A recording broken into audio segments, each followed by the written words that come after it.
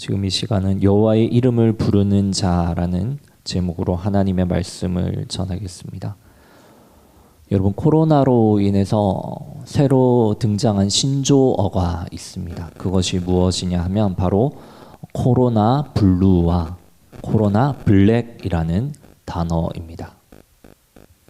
이 코로나 블루라는 이 뜻이 무엇이냐면 우울함을 의미하는 블루라는 단어가 코로나와 합쳐져서 코로나로 인한 우울증을 의미하는 단어로 이제 한국경제신문에서 사용하는 이제 경제용어 사전에 이 단어가 등록이 되어 있습니다.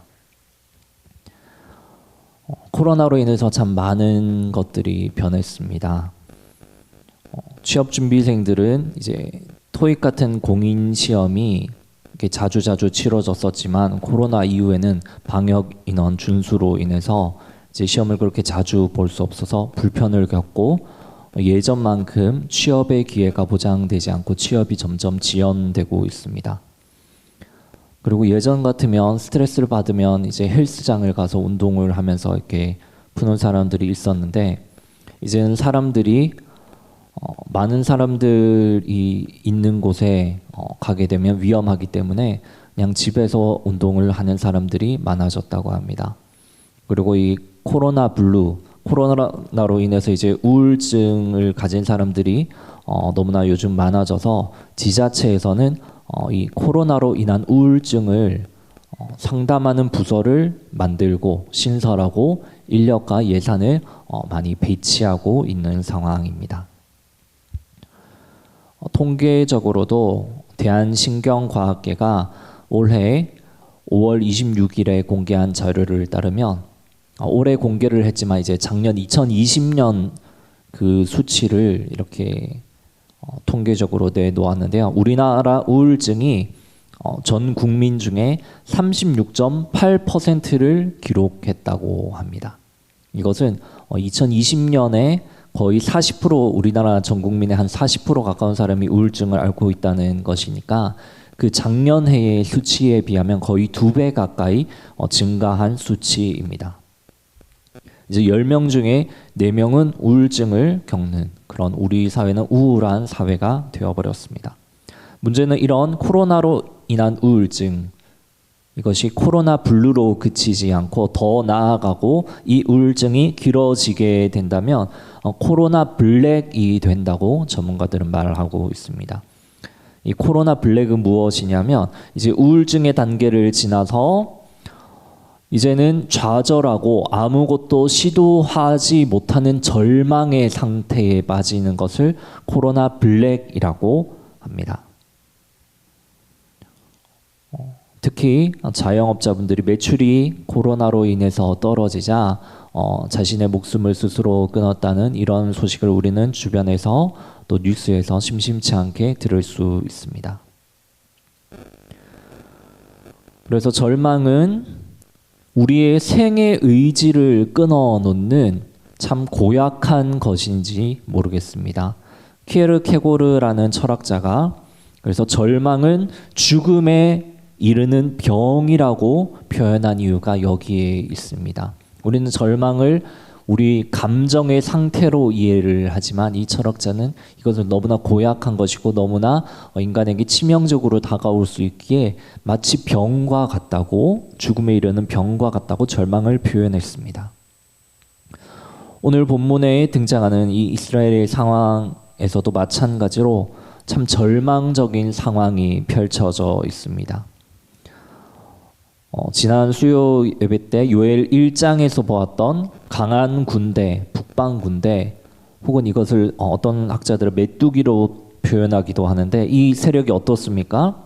너무나 강한 나머지 이스라엘이 도저히 이기지 못하는 듯한 인상을 주는 것처럼 오늘 요엘 성경 2장에서 묘사되어 있습니다. 저희가 오늘은 요엘 성경 2장 전체를 살펴볼 테지만 너무 길기 때문에 오늘 본문만 저희가 읽었습니다. 이 군대를 오늘 요엘 성경은 어떻게 묘사를 합니까? 그들은 메뚜기인데 이상하게 줄에서 이탈하지 않습니다. 군대를 군대가 움직이는 것처럼 열을 이루고 행진을 하면서 무기를 가지고 돌파합니다. 그런데 돌파하면서 상하지 않습니다. 이들을 가르켜서 6절에서 이 군대를 본 백성들은 질리고 낯빛이 하얗게 변한다고 오늘 성경은 기록을 하고 있습니다. 하지만 이런 강한 군사, 상하지 않고 열을 이루어 우리를 치러오는 두려운 군사보다 훨씬 더 두려운 존재는 무엇입니까?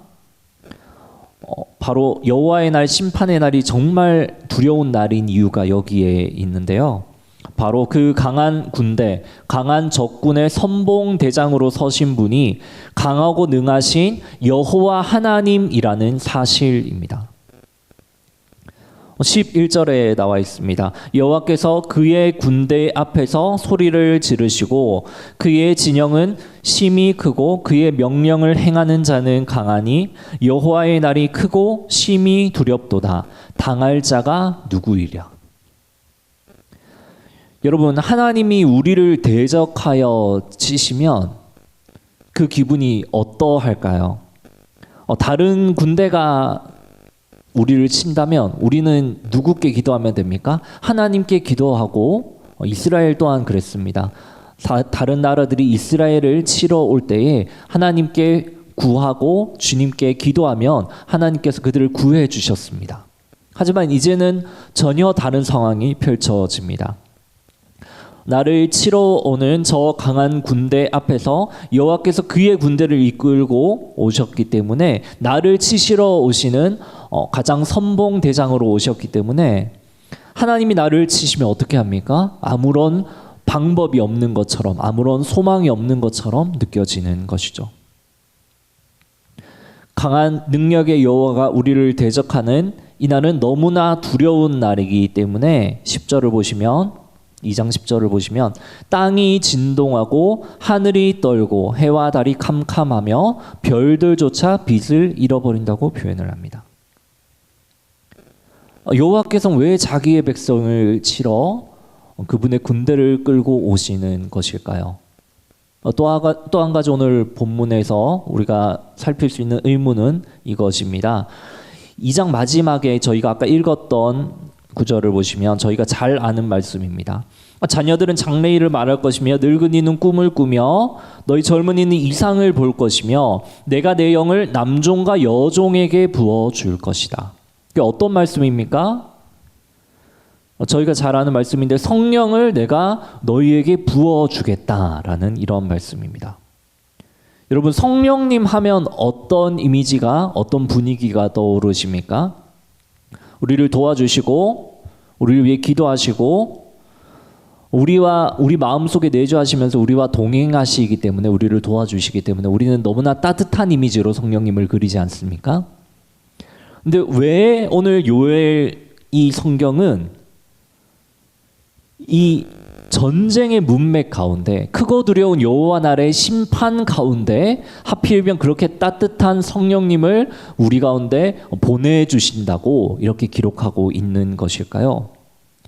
이 본문은 참 두려운 본문입니다. 30절을 보시면 하나님이 두려운 이적을 베푸시는데 피와 불과 연기 기둥과 함께 성령을 우리에게 부어주십니다. 달이 핏빛같이 변하는 이러한 두려운 분위기 속에서 성령님을 보내주신다는 것이죠. 은혜롭고 좋은 분위기에서 성령님을 우리에게 보내주시면 더 좋지 않겠습니까? 그런데 왜 하필 이런 전쟁과 두려움 속에서 우리에게 보내주실까요? 오늘은 이런 부분들을 함께 살펴보면서 여러분들과 은혜를 나누기 원합니다. 정답의 힌트는 바로 오늘 본문에 나오는 두 종류의 사람들에게서 찾을 수 있습니다. 저희가 아까 다 길어서 읽지 못했지만 저희가 오늘 중요한 구절이기 때문에 요엘서 2장 12절에서 15절 말씀을 저희가 함께 읽어보겠습니다. 요엘서 2장 12절에서 15절 말씀입니다. 네, 함께 15절까지 함께 읽겠습니다. 여호와의 말씀에 너희는 이제라도 금식하고 울며 애통하고 마음을 다하여 내게로 돌아오라 하셨나니 너희는 옷을 찢지 말고 마음을 찢고 너희 하나님 여호와께로 돌아올지어다. 그는 은혜로우시며 자비로우시며 노하기를 더디하시며 인애가 크시사 뜻을 돌이켜 재앙을 내리지 아니하시나니 주께서 혹시 마음과 뜻을 돌이키시고 그 뒤에 복을 내리사 너희 하나님 여호와께 소제와 전제를 드리게 하지 아니하실는지 누가 알겠느냐. 너희는 시온에서 나팔을 불어 거룩한 금식일을 정하고 성회를 소집하라. 이제 어떻게 하라는 것입니까? 이 크고 두려운 날을 보고 애통하고 돌아오라는 것입니다. 그래서 요엘 선지자는 이제 명령합니다. 혹시 하나님께서 뜻을 돌이키실 수 있으니까 애통하고 기도하라는 것이죠. 백성은 모이고 장로들도 모이고 어린이와 젖먹이들도 모이고 신랑도 신부도 그 신방에서 나오게 하고 제사장들도 모여서 와서 오늘날 여호와의 이름이 왜 욕되는 이 상황을 하나님이 허락하셨는지 하나님 앞에서 애통하고 부르짖으라는 것입니다. 하나님이 자신의 군대를 이끌고 직접 우리를 치시는 이 목적이 무엇이라고요? 애통입니다. 애통. 이 날은 너무나 두려운 날이어서 절망하기 쉽지만 오늘 하나님께서 여호와의 크고 두려운 여호와의 날을 허락하신 이유는 절망이 아니라 애통입니다. 애통하면서 하나님께 돌아오라는 것이죠. 근데 여기에 두 종류의 사람이 있는 겁니다. 모든 사람들이 다 모이고 다 나와서 다 회개하라고 하는데 전부 다 모였을까요? 전부 다 진심으로 회개했을까요? 전부 다 애통하면서 자신의 마음을 하나님 앞에 돌이켰을까요?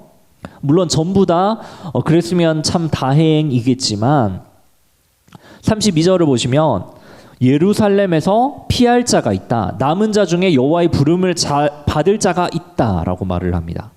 이 말이 무슨 말입니까?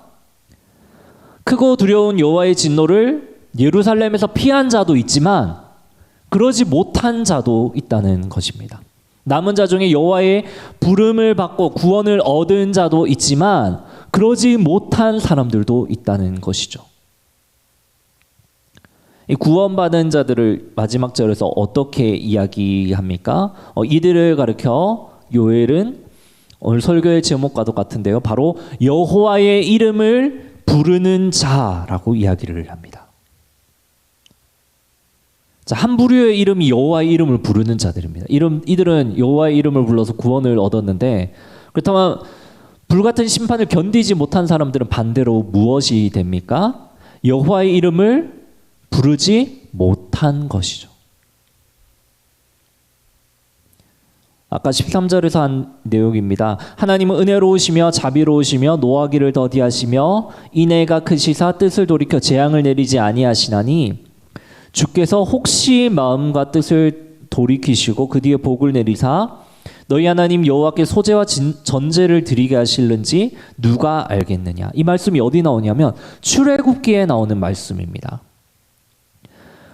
하나님은 은혜로우시며 자비로우시며 노하기를 더디하시는 하나님이시다. 그리고 20절에 나오는 군대를 바다에 몰아 넣으셨다라는 이 표현도 어디에 나오냐면 출애굽기에 나옵니다. 애굽의 군대가 홍해의 소장이 되지만 오늘 본문에 메뚜기, 팥중이 뭐 이렇게 요엘 성경에 나오는데 출애굽기에 나오는 메뚜기 재앙 때도 어떻게 됩니까? 그 메뚜기가 나중에 홍해에 들어간다고 출애굽기는 기록을 하고 있습니다.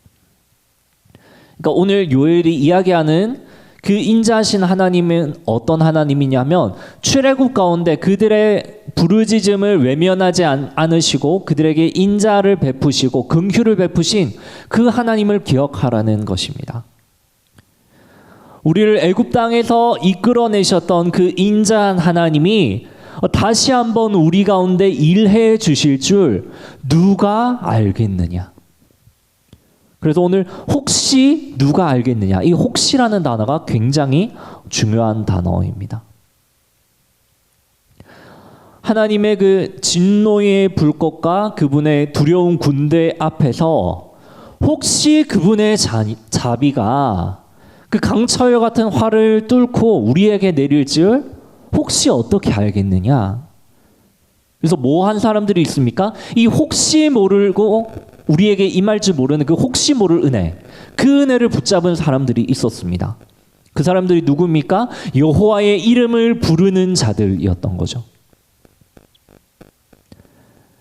광야에서 불뱀에 물리고 나서 노뱀을 달아 세울 때 그 노뱀을 본 사람이 있고 못 보고 그냥 이렇게 심판당해서 치료받지 못하고 낫지 못하고 죽은 사람이 있습니다. 그러니까 오늘 본문도 마찬가지입니다. 노뱀을 안 본 사람들은 왜 안 봤을까요? 그 혹시 모를 은혜를 기대하지 못한 것이죠. 하나님의 혹시 모를 그 은혜가 나에게 임할 것이다, 이것을 기대하지 못하고 앞서 키에르 케고르라는 사람이 말한 것처럼 절망해 버린 것입니다. 하나님은 용서해 주시지 않을 거야. 하나님의 심판 때문에 우리는 망해버렸어, 끝나버렸어, 방법이 없다고 좌절해버리고 절망해버린 사람들은 차마 여호와 하나님께 도와달라는 그 입술조차 떼지 못한 것이죠. 그런데 다른 반대편의 사람은 어떻습니까? 심판이 펼쳐지고 군대가 곧 나를 칠 것 같고 망하게 된 그 순간에도 무엇을 구했습니까? 혹시 모를 하나님의 그 긍휼을 구했던 것입니다. 그 하나님의 인자하심이 혹시 지금 나타날지도 모르니까. 그리고 이들이 구했던 것이 무엇이냐면 그 혹시 모를 은혜를 바라고 애곡하며 하나님 앞에 애통하며 돌아왔던 것이 바로 하나님이 원하셨던 것입니다. 하나님이 군대를 이끌고 오신 목적은 우리에게 절망을 안겨주기 위해서가 아닙니다. 오히려 우리에게 애곡하라고 하며 우리 삶을 회개하고 뉘우치고 그분에게로 다시 돌아오기 위해서 우리에게 그 군대를 보여주신 것입니다. 그래서 요엘 선지자는 그 하나님의 마음을 말합니다. 돌아오라 라고 13절에 기록이 되어 있는데, 너희가 돌아오면 14절, 그러면 하나님께서도 돌이키실 줄 어떻게 누가 아느냐? 그리고 17절에 보시면 주의 백성을 불쌍히 여기소서라고 말을 하면 18절, 여호와께서 자기 백성을 불쌍히 여기실 것이라. 너희가 돌이키면 하나님도 돌이키고 너희가 불쌍히 여겨달라고 하면 하나님이 불쌍히 여겨주실 것이다. 그러니까 너희는 그냥 주저앉아 있지 말고 좌절하지 말고 뭐 하라는 겁니까? 여호와의 이름을 부르고, 여호와의 이름을 부르는 자는 구원을 얻을 것이고 피할 자가 그 중에서도 있을 것이고 남은 자 중에 여호와의 부름을 받는, 구원받는 사람들이 있을 거라는 사실입니다. 그리고 여호와의 부름을 받은 자들을 요엘 선지자는 이들에게 어떤 약속을 해줍니까? 바로 회복의 약속입니다. 이른 비와 늦은 비를 회복시키시고 포도주와 기름이 다시 넘치게 되고, 나무가 저주를 받았었는데 이제 나무가 열매를 맺고 무화과와 포도나무가 다시 힘을 낼 것이다. 이렇게 그 땅의 회복을 약속해 줍니다. 호세아에서 전부 하나님의 백성들이 하나님을 떠나게 되니까 저주받았던 내용들입니다. 포도주와 기름을 빼앗기고 나무가 열매를 맺지 못하고, 이런 내용들이 호세아 가운데 기록이 되어 있었습니다. 그리고 이게 회복의 약속 이후에야 비로소 주시는 것이 무엇이냐면, 저희가 서론에 이 은혜로운 말씀이 왜 여기 있는지 의아했던 성령을 부어주시는 것입니다. 왜 하필 이때 성령을 부어주실까요? 그러니까 요엘 문맥 안에 해답을 말씀드리면, 요엘 문맥 안에 있는 이 성령을 받은 사람들은 누구냐면 모두가 성령을 받는 것이 아니라 이 구원이 약속된 사람들에게 하나님께서 성령을 부어주십니다. 그러니까 남은 자들, 구원을 받은 자들에게 하나님께서 성령을 부어주십니다. 그러니까 성령이라는 선물은 모두가 받는 것이 아닙니다. 남은 자 중에서 여호와의 이름을 여호와의 이름을 부르는 사람들, 그분 앞에 피하는 사람들, 그분의 인자하심을 믿고 하나님의 재앙을 피한 사람들에게 내가 이 심판을 피했다는 증거로 너희에게 주는 것이 바로 이 성령님이야 하면서 성령을 부어주겠다고 약속하시는 것이 요엘서의 문맥입니다. 그러니까 무엇입니까? 우리는 조직신학적으로 말하면 성령은 모든 사람에게 보편적으로 내리는 것이 아닙니다. 보편적으로 모든 사람에게 허락된 것은 무엇이냐면 복음입니다. 하나님은 살아계시고 그분의 아들 예수 그리스도를 믿으면 우리의 죄가 용서받고 그러면 우리는 구원을 얻는다는 복음은 모든 사람들에게 전파되었고 구원의 기회는 주어졌습니다. 하지만 그 가운데 응답하며 주님을 따르는 사람들이 있고 예수 그리스도를 나의 구주로 모시는 사람이 있는 반면 그러지 못하고 그 복음을 거부하는 사람들이 있는 것이죠. 그리고 예수 그리스도를 나의 구주로 고백하며 하나님을 따르기로 작정하는 자들에게는 하나님께서 성령을 부어주십니다. 그리고 그들은 수치를 당하지 않는 것이죠. 요엘서 성경에서는 그래서 이야기합니다. 2장에서 내가 너희 가운데 있을 것이니까 너희는 수치를 당하지 않을 거야. 하나님께서 우리 가운데 어떻게 함께 계실까요? 성령으로 하나님의 영을 부어주셔서 우리 가운데 거한다고 이야기하고 있습니다. 하나님께서 우리 가운데 거하시니까 우리 주변의 환경에서 어떤 일이 일어나도 우리는 괜찮은 거죠. 여호와의 날개 밑에서. 오늘 본문이 말하는 것처럼 피와 불과 연기 기둥과 크고 두려운 여호와의 날이 임할지라도 해가 어둡고 달이 핏빛같이 변해도 주님께서 보내신 성령을 받은 사람들은 구원을 얻을 것이기 때문입니다. 사도 바울 또한 에베소서 4장 30절에서 이 성령이라는 것은 구원의 확증으로 우리에게 하나님께서 주신 것이라고 이야기를 하고 있습니다. 하나님의 성령을 근심하게 하지 말라. 그 안에서 너희가 구원의 날까지 인치심을 받았느니라. 바울은 하나님께서 보내주신 성령은 마치 도장과 같다고, 도장을 찍는 인침과 같다고 이야기를 합니다. 이 성령 하나님은 우리에게 심판이 면제되었다는 도장과도 같은 것입니다. 여러분 다 성령님 받으셨죠? 마음 가운데 성령님 계시죠? 이 말을 거꾸로 하면 무엇입니까? 성령님이 우리 가운데 구원의 확증이 되신다. 이 말을 거꾸로 하면 마음 가운데 성령 하나님을 모시고 계신 우리는 무엇을 당하지 않는다고요?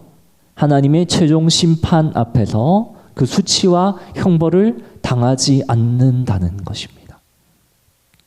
그 이름을 부르면 구해 주시겠다는 그 도장, 약속, 증거를 우리는 우리 마음 가운데 받았고 소유하고 살고 있는 것이죠. 물론 하나님이 나를 치시러 오시는 상황 앞에서 그분의 군대가 너무나 크고 두려운 모습으로 우리에게 오는 이 상황 앞에서 우리에게 당장 심판이 멀지 않았는데 그 앞에서 다시 용기를 내서 하나님의 긍휼을 얻기 위해 그분의 자비를 구하며 나아가는 것은 물론 쉬운 일이 아닙니다. 어렵습니다.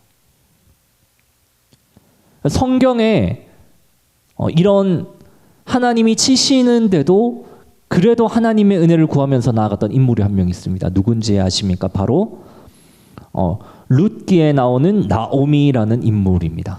나오미는 어떻습니까?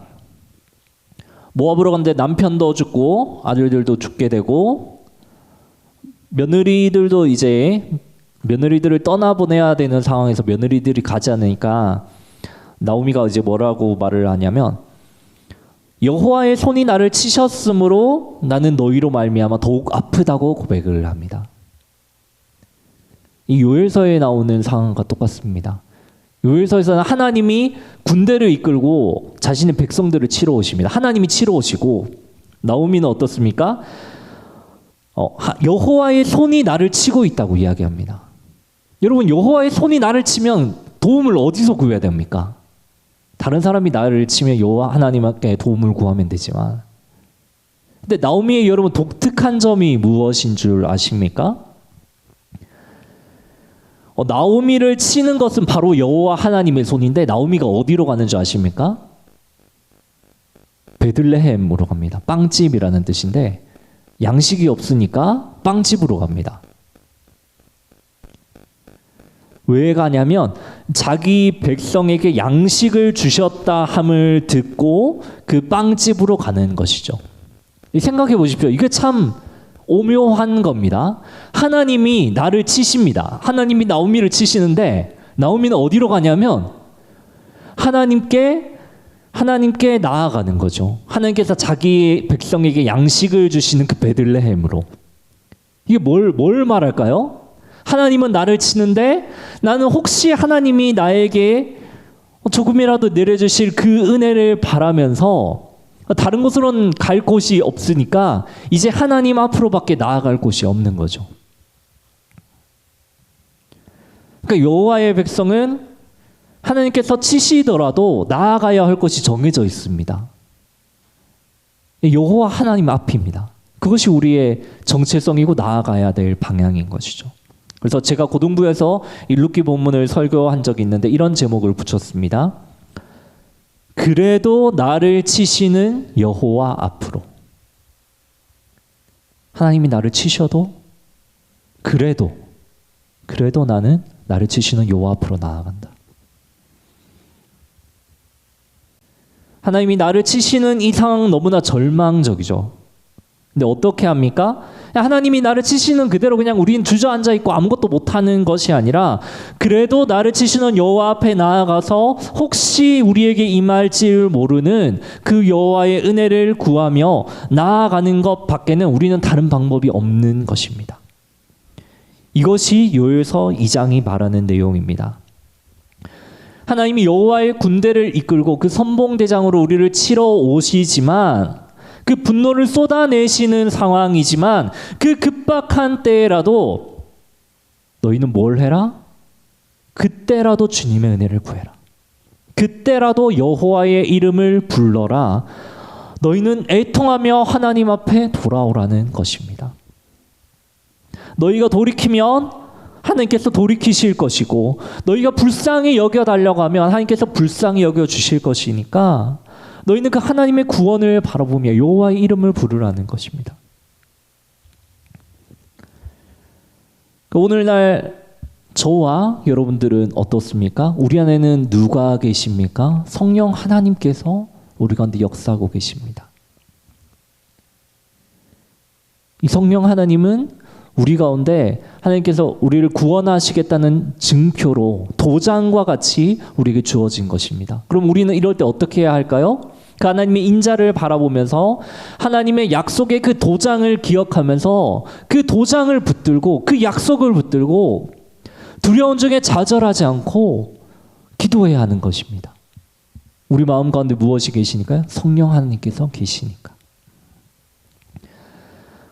그래서 여호와의 크고 두려운 심판이 있더라도 그 전에 우리가 세상을 살아가면서 만나는 여러 가지 어려움들이 있더라도 우리는 결코 좌절할 필요가 없는 것입니다.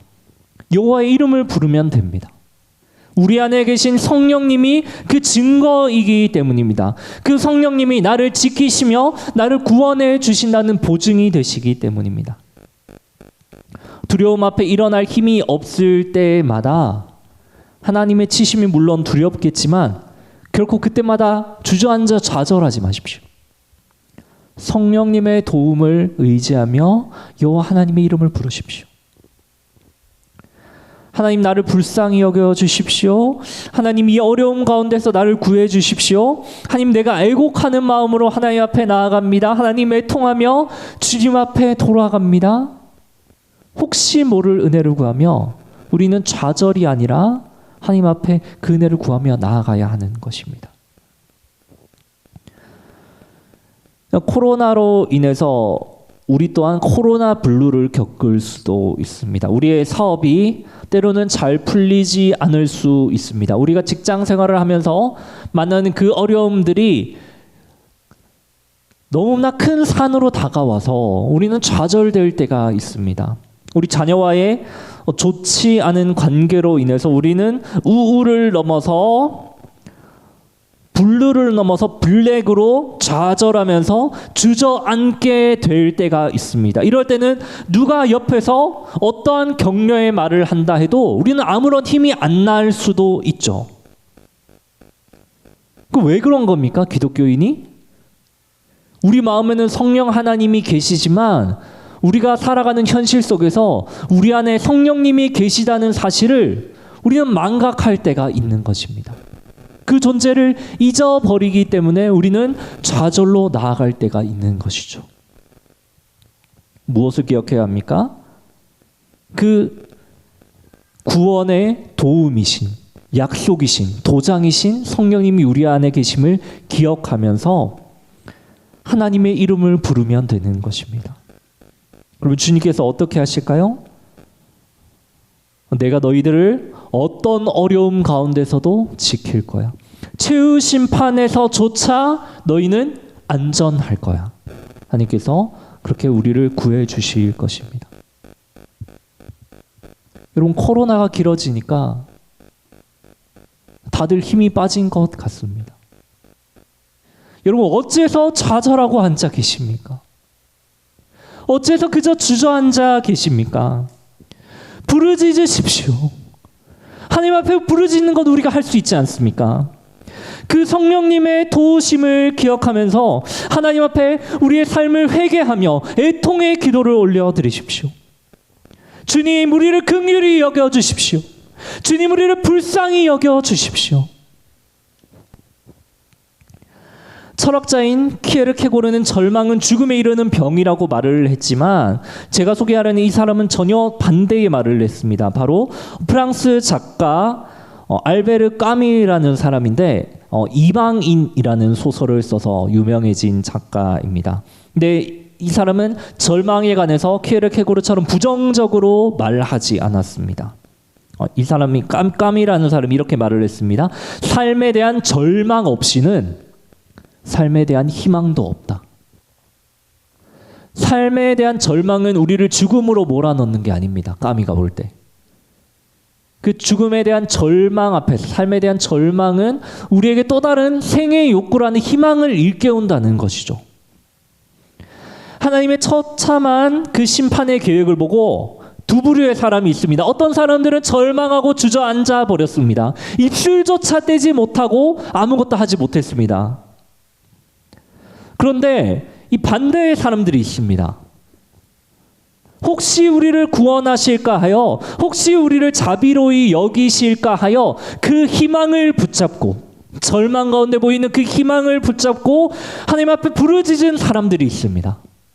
여호와의 이름을 부르는 자들, 그들이 바로 남은 자 중에서 구원을 얻는 자들입니다. 여러분, 이 하나님의 심판 앞에서 우리 어려운 상황 가운데서 좌절이 아니라 애통하며 하나님을 찾는 것이 바로 그분의 뜻입니다. 좌절하지 마시고 우리 안에 계신 성령님을 의지하여 그 하나님을 찾으십시오. 설교를 마치기 전에 마지막으로 제가 중학교 시절에 있었던 일을 말씀드리고 설교를 마무리하겠습니다. 제가 중학교 시절에 무엇 때문인지 기억은 나지 않는데 제가 이제 기억나는 한 가지 사실이 있는데 그것이 무엇이냐면 집에서 저희 어머니랑 제가 크게 다툰 적이 있습니다. 어머니는 이제 자신의 말을 어떤 거를 이제 저에게 들으라고 하셨고 저는 이제 그게 너무 싫어서 그것 때문에 막 이렇게 언성이 높아지고 어머니도 언성이 높아지고 저도 언성이 높아지면서 이렇게 밤 10시가 넘는 한밤중이었는데 이제 크게 다툰 적이 있었습니다.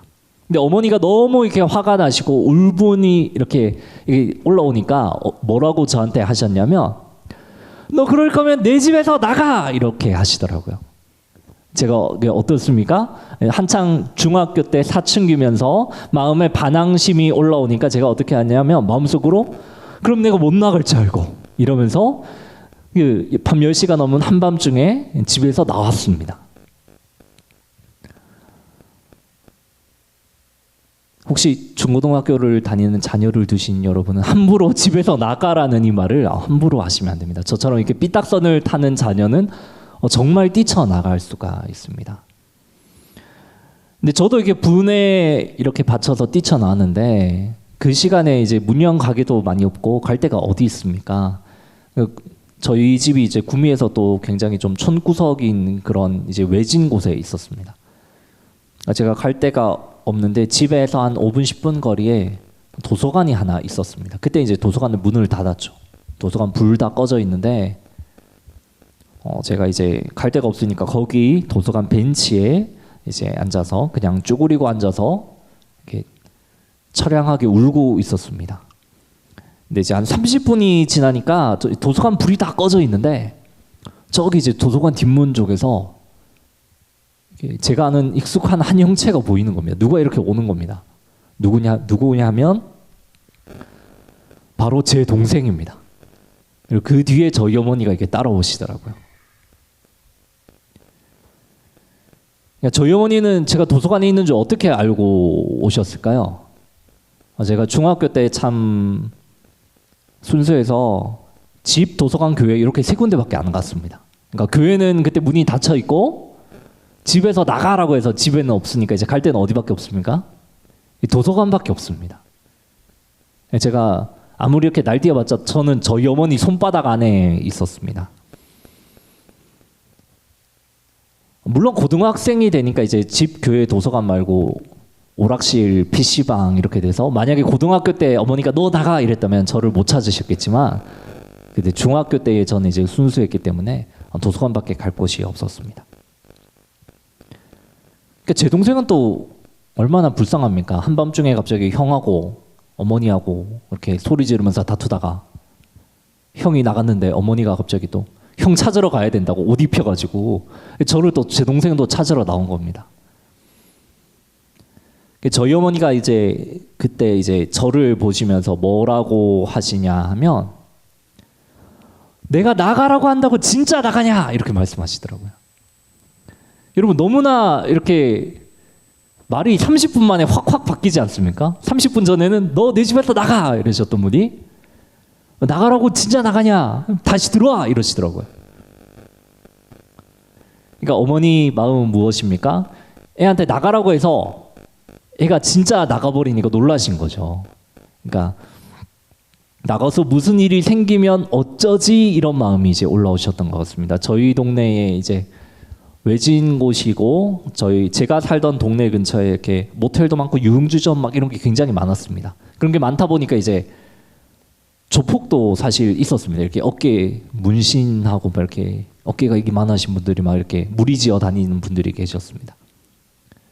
그러니까 어머니가 어떤 걱정이 드실까요? 성찬이가 나가면 쟤는 이렇게 팔도 가늘고 운동도 안 좋아하고 이러는데 어디 납치되는 거 아닌가? 뭐 괜히 이상한 사람들한테 붙들리는 거 아닌가? 이런 걱정이 좀 있으셨던 것 같습니다. 저는 저희 어머니가 30분 전에는 너 내 집에서 나가 하셨다가 30분 만에 입장이 돌변해서 너 그런다고 진짜 나가냐 이 말을 듣는 순간 저는 깨달았습니다. 어머니가 말씀하시는 너 내 집에서 나가 이 말은 나가라는 말이 아닙니다, 여러분. 이 말은 너 빨리 잘못한 거 인정하고 사과하라는 말이었습니다. 그래서 너 이제 잘못한 걸 인정하라는 다른 그런 말의 다른 표현이구나 이것을 제가 깨닫고 저희 어머니한테 이제 제 잘못을 용서를 빌었습니다. 근데 저는 오늘 설교를 준비하면서 우리를 부르시는 하나님의 마음이 너 나가를 외치는 그 저희 어머니의 마음과 비슷하다는 것을 깨달았습니다. 너무나 두려운 그 하나님의 심판을 보면 우리는 그 심판을 못 피할 것 같습니다. 그래서 이제 좌절하는 사람들이 생기는 거죠. 그러니까 마치 조그만 바늘 하나도 안 들어갈 것 같은 그 철판처럼 우리는 무슨 말을 해도 그 하나님의 분노 앞에서 못 피할 것처럼 느껴질 때가 있습니다. 그런데 그 두꺼운 철판을 뚫고 들어갈 수 있는 여러분 작은 바늘이 뭔지 아십니까? 하나님의 긍휼입니다. 하나님의 불쌍히 여기는 그 마음입니다. 그래서 오늘 본문 계속 이야기합니다. 불쌍히 여겨주소서 하면 내가 불쌍히 여기겠다. 그러니까 나에게 부르짖어라.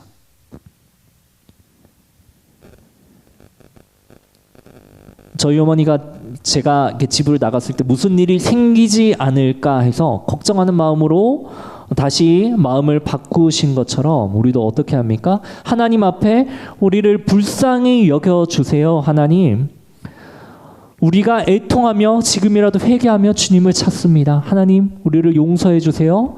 구해 주세요. 이 상황 가운데서 도와주세요 라고 할 때 하나님 어떻게 하십니까? 진노 중에라도 그 마음을 돌이키시는 것이죠. 그때 하나님이 일하시는 것입니다. 자기 백성을 용서하시고 긍휼히 여기시고 자기 백성을 회복시켜 주시는 것입니다. 말씀을 정리하겠습니다. 여러분, 혹시 어렵고 두려운 상황 속에서 아무 일어날 힘도 없고 좌절하고 주저앉아 계십니까? 하나님을 향해 도와달라고 입술을 뗄 그 힘조차 나지 않는 상황에 계신 분이 계십니까? 우리 안에 계신 성령 하나님을 기억하십시오. 그 성령 하나님을 의지하여 주님 앞에 나아가십시오. 여호와의 이름을 부르며 애통하며 애곡하며 그분 앞에 돌아가십시오. 인애가 풍성하신 하나님께서는 진노 중에라도 우리를 긍휼히 여기셔서 회복시켜 주실 것입니다. 하나님이 우리를 치시는 와중에도 우리가 돌아가야 할 곳은 나를 치시는 여호와 앞입니다. 우리 함께 들은 말씀을 놓고 함께 기도하며 나아가는 시간을 가지겠습니다. 함께 기도하시죠.